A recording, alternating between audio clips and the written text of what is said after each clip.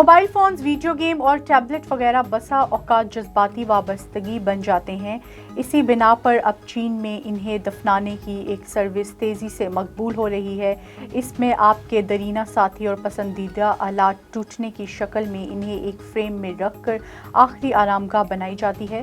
اگرچہ مادی اشیاء سے وابستگی کوئی بہت اچھی بات نہیں ہے، لیکن بسا اوقات کچھ آلات ہماری زندگی کی چیزوں سے جڑے ہوئے ہوتے ہیں، کیونکہ ہمیں اپنی پہلی گاڑی یا اولین فون بھی یاد رہتا ہے۔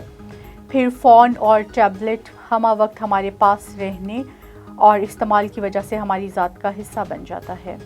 اٹلی میں دماغ کی گھنٹوں طویل سرجری کے دوران ایک مریض سیکسوفون پر من پسند دھن بجاتا رہا۔ غیر ملکی میڈیا کے مطابق ڈاکٹر کی جانب سے 35 سالہ موسیقار کے دماغ میں رسولی تشخیص کی گئی تھی، جس کی سرجری کے لیے وہ ہسپتال آیا۔ 9 گھنٹے پر مشتمل دماغی سرجری کے دوران مریض نے 1970 کی دہائی کا مشہور گانا لو اسٹوری کی دھن بجائی اور ساتھ ہی وہ اٹلی کے قومی ترانے کی دھن بھی بجاتا رہا۔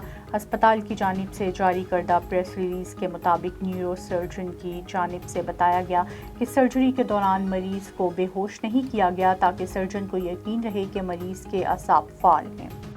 تھائی لینڈ کے ایک ایئرپورٹ پر آئے بھارتی مسافر کو گلاب جامن ساتھ لے جانے سے روک دیا گیا۔ بھارتی میڈیا کی رپورٹ کے مطابق مسافر نے گلاب جامن کے ڈبے کو کوڑے دان میں پھینکنے کی بجائے ایئرپورٹ کے عملے اور وہاں پر موجود مسافروں کے سامنے کھولا اور انہیں سارے گلاب جامن کھلا دیے۔ دوسری جانب ایئرپورٹ پر مسافروں اور عملے کی گلاب جامن کھانے کی ویڈیو سوشل میڈیا پر خوب وائرل ہو رہی ہے۔